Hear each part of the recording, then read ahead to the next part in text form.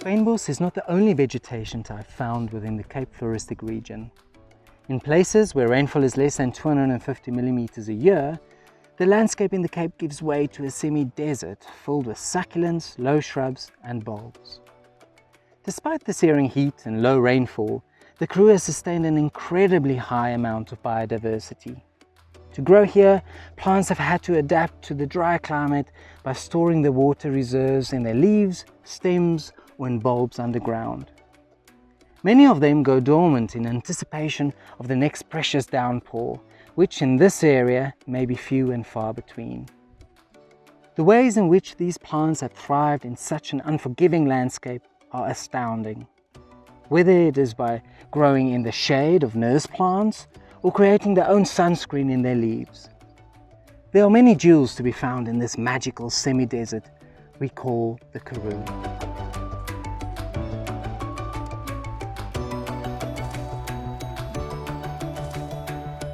So it's early summer in the Cape and the rain has all but stopped. The flowers have flowered and seed is now setting. Seed is just as important as the flowers. The flowers have done their job, but now the seed needs to spread. And in order to achieve that, the engineering needs to be on point. At the moment, almost all the shrubs here in the dry areas, which is the Karoo, are in seed. And just some of them are quite remarkable in the ways that they spread around. And let me show you a few of them. If we look closely, you'll see that some of the seed are using and manipulating elements to their advantage, whether it's the weather or whether it's insects or animals. Eriocephalus, or the wild rosemary, is quite abundant here in the dry areas. But it spread its seeds by targeting birds. Wind also does its job, but birds love it because the seed, or the nut inside, is wrapped by a silky, hairy substance. And that silkiness provides a beautiful lining inside the nest for when they breed. So the bird would come to the nest and harvest quite a lot of the seed heads. A lot of them fall to the ground and then the wind would spread them. As the bird flies off, some of the seed would also fall in the landscape. It would be the lining in the nest, but after the bird's finished and the chicks are off and they're adults now, the nest fall to the ground and wither away, and the seeds are then germinating in a different area. It's important for plants to spread as wide as possible to carry on their genes. Another interesting plant here is the daisy family. Now it's full of seeds, quite beautiful actually.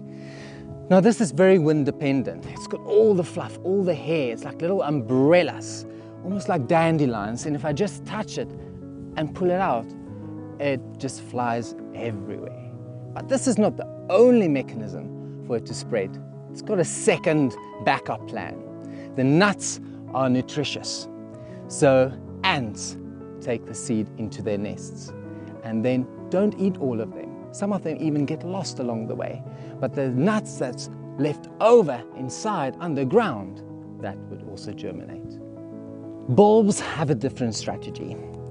So most of them carry a capsule, a green fleshy fruit, and that encapsulates all the seed. That capsule stays green until summer arrives.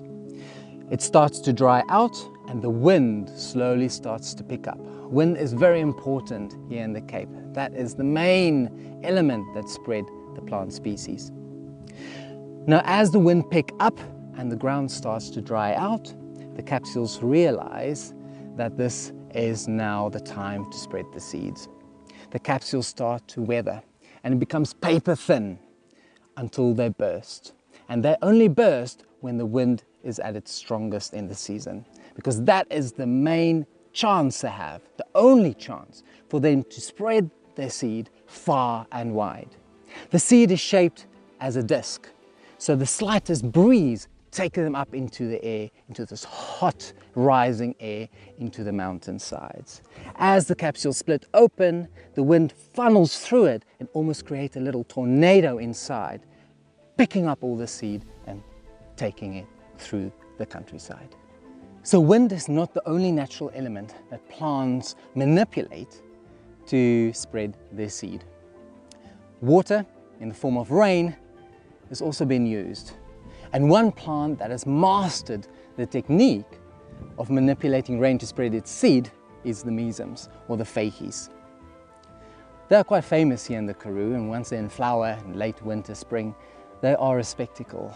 There's red and purple, pink and orange everywhere, and people come from all around the world to see them.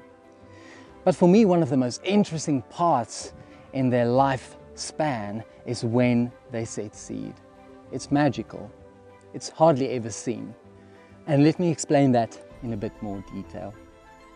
So in summer, the petals are off. The seed is set, it's been pollinated. Now it's a capsule. It's a segmented capsule. It looks like a little rose inside. It's all closed up. It's fleshy, it's drying out now. And it dries to a crisp. It's bone hard. It's waiting. Seeds are precious. You can't just waste it. You need to keep them close to you. It's its babies. Once the rain comes again in winter, well, here we don't know when the rain will come. Might be very late, might be very early. But it wants to wait until the exact time when there's enough moisture in the soil for it to spread its seed and to assure that they germinate. The capsule sits and waits, and then the first rain comes. It might be a small little breeze and a few drops. It falls on the capsule, nothing happens.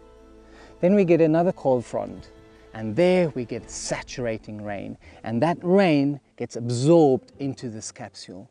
And slowly the cells start to swell, and that rose, that dried out husk, starts to open up, and all the seeds inside gets exposed. It's still raining, and that force of the rain, that energy, falls onto this open rose with the exposed seed, and that seed jump out.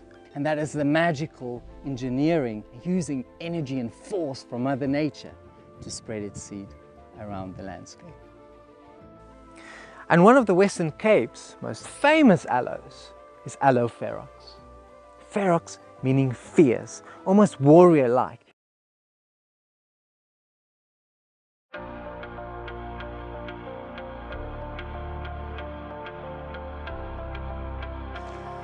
The Fynbos region is home to many different biomes, where you'll find succulents or wetland plants or even alpine plants. Now where I'm walking now is a transition area. So this is the Swartberg mountain range. On that side is the coastal side. So the clouds come from the sea and they hit the mountain range and they precipitate there. By the time they go over the mountain, most of the moisture have gone. So on this side, the inland side of the mountains, it's dry. But the fynbos is still here. There's just enough water, over 400 millimeters a year, or just about, to support the most basics of fynbos, such as restios, some proteas, and some others. But no succulents. And why is that? It's dry enough, they should like it. It's because up here in this altitude we have a lot of snow, and mostly in winter and even some days in summer it freezes over, and the cells inside the succulents would perforate and thus mean they would rot and melt away. So this is still fynbos, a very bare fynbos, but still hanging on. So as we go lower, the succulents will start to emerge because we don't have freezing temperatures in winter time.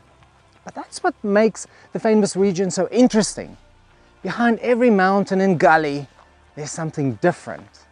Although the Fynbos is the smallest foral kingdom on Earth, due to this variety and differences in climate and topography, we have the highest and intense diversity here, and that is why this area is so special.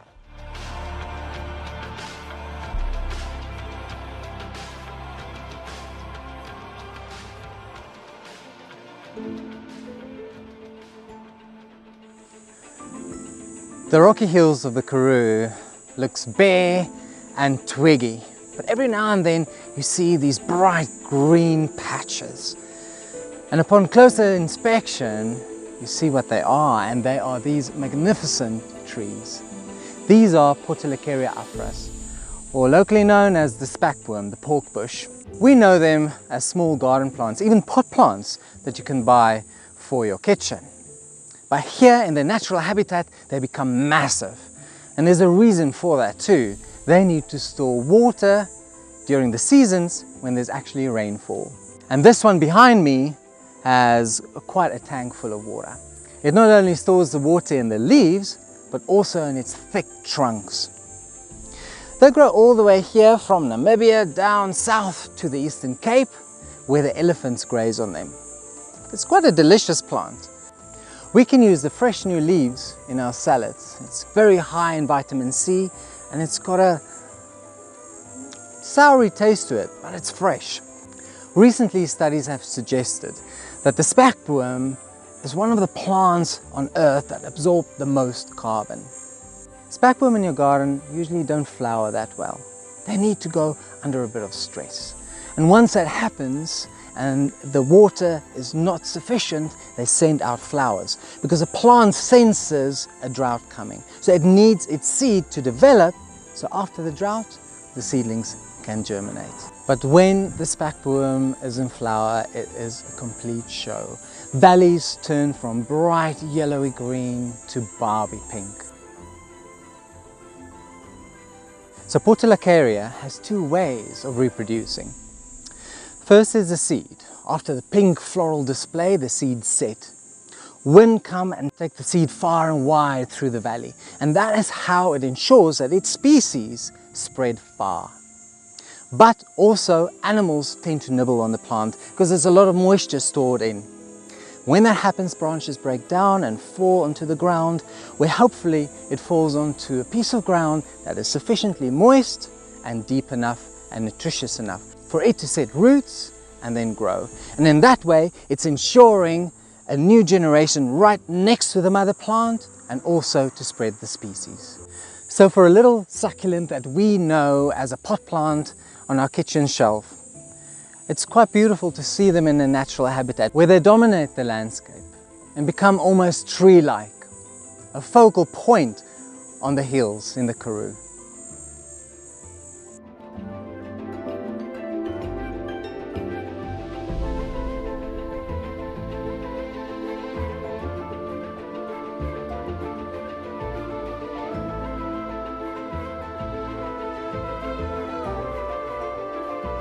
On the slopes of the Karoo, there are some plants that almost look human-like. The sculptural elements that pop through the dry bushveld is quite astounding. The aloes and the aloe family are one of Africa's most prominent and well-known plants. When you look at movies or pictures about Africa, aloe will definitely make a feature. And one of the Western Cape's most famous aloes is Aloe ferox. Ferox meaning fierce, almost warrior-like. And if you look at the plant, you can clearly see that. It's full of spines, and it just tells you, please stay away from me. Look at me from a distance. When an Aloe ferox is juvenile, it's full of little spines to protect it from all the wildlife that's roaming the koppies. As it grows taller and taller to become the sculptural wonder, it keeps all its leaves. This is almost a timetable of the aloe. You can see each summer it was here in the Karoo. And it keeps those leaves for two reasons mainly. First, to protect it from the animals that's still roaming. The trunk inside is full of juice, and when it gets really dry, baboons and other animals will definitely try and break it to get some of the moisture. But also to protect it from the sun. The sun here in the summer is very harsh, and it can easily cause burn on the stem, which will weaken the plant.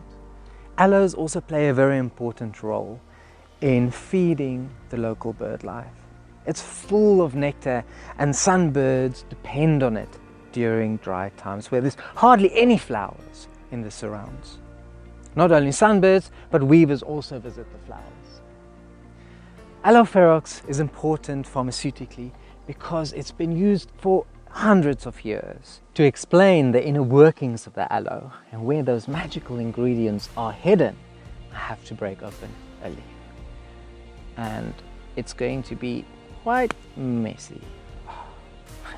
There we go. So, first we have the leathery outer skin of the aloe.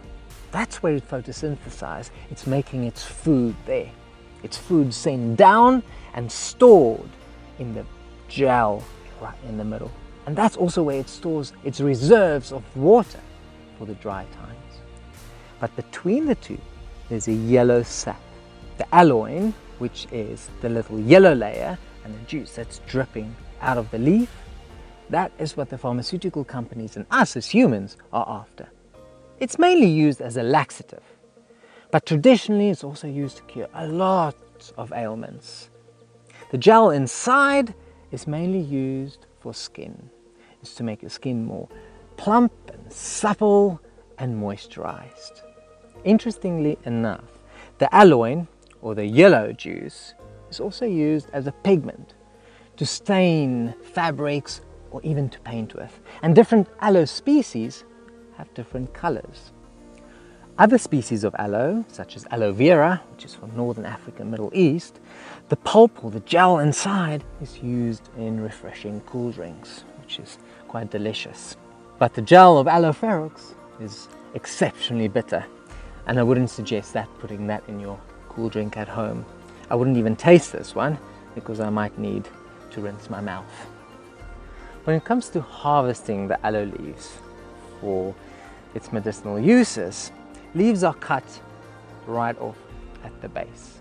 But they don't cut off everything. They cut half the leaves, so there's enough energy in the plant left to shoot a new set of leaves this coming season, and then the leaves that they left will be cut next season. The leaves are then packed in pyramid-like shapes, and the sap will then drip down and collected. Once the sap is dry and crystallized, it's powdered up, and that is the chemical we buy in the pharmacies. It's quite mind-blowing thinking about it. This aloe is so advanced in a sense. It already developed sunscreen to protect its outer layer from the sun, something we as humans have only learned to use in our modern lives much, much later. And there's so many other tricks and trades that plants have that we are yet to learn and then apply to our modern daily lives. Something as simple as sunscreen. And they literally come in all shapes and sizes. You get different colors, flowers from yellow to pinky to a red and an orange. Even the leaves change shapes and color.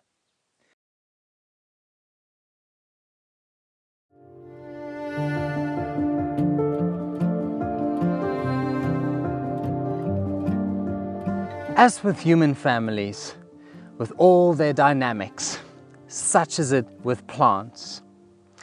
Look at these two aloes, for instance. They are brothers, all the aloe family, but their characters are so different. This one is fierce, stands out. That one seems gentle and blends in. And that happens a lot in the plant kingdom.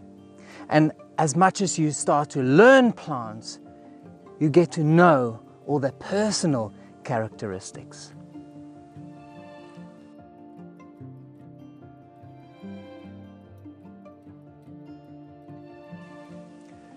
Succulents come in all shapes and sizes, and none other than this one. This is Cotyledon orbiculata, and they literally come in all shapes and sizes. You get different colors, flowers from yellow to pinky to a red and an orange. Even the leaves change shapes and color. Cotyledon, or plakkies, or it's also called varkore or pig's ears, are very common in gardens. We use it because it's such a hardy plant, and not only does its flower give a show, but the leaves as well. Why is the leaf this beautiful, bright, silvery color? Well, where it grows here, and it's quite widespread all the way from the fynbos right through to the Eastern Cape, KwaZulu-Natal, the leaves are adapted to contend with this sun. So cotyledon produces this powdery residue on its leaves, and that gives it this shiny silver color, and that's what we love to see in our gardens. The leaves of cotyledon has a powdery residue on it, and when I swipe my finger over the leaf, you can see it come off. And that gives that leaf that beautiful shine, that silver color that we love to see in our gardens. But it has a purpose.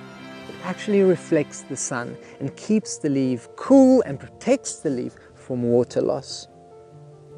Cotyledon has a unique strategy. It's dry here now, there's hardly any flowers, but there's still a lot of hungry birds and bees around. Now, whilst everything is dormant because the water is dissipated, it starts to flower. And it does so in an incredibly dramatic way. It sends out these long stalks that can go up to over 1 meter high, and then you have these tubular fuchsia-like flowers. They come in yellow, orange, red, and they've got the stamens hanging and protruding low down the petals. The cotyledon's flowers are so tall for a specific reason. It needs to send its flowers above all the low shrubbery around it, so that the sunbirds and the bees can see it. And it's difficult to attract those sunbirds if you're hidden away between all of this shrubbery. Not only is cotyledon such a successful garden plant, not only in South Africa, but around the world where the regions are a little bit dry. The plant also has medicinal value. So warm sap of the leaves in your ears will soothe earache. A little bit on your tooth will soothe a toothache. But also the leaves, if you break one off and scrape it, bruise it, and attach it to the skin where you have a wart, it will soften that wart, and so it can be removed. And this is also a good indication why it's called a plucky or a sandal, because the leaf does look like a sandal. So out here in the dry landscape, it's easy to see why cotyledons play such an important role. We are kind of used to it in our gardens as an everyday plant. Here in its natural habitat, there are hardly any food for the sunbirds at the moment. So this plays a crucial role in the natural life, in the natural circle of life here in the dry Karoo. In the next episode, we take a closer look at fynbos and what makes this vegetation type so unique, uncovering the prominent plant families which put the fyn in fynbos.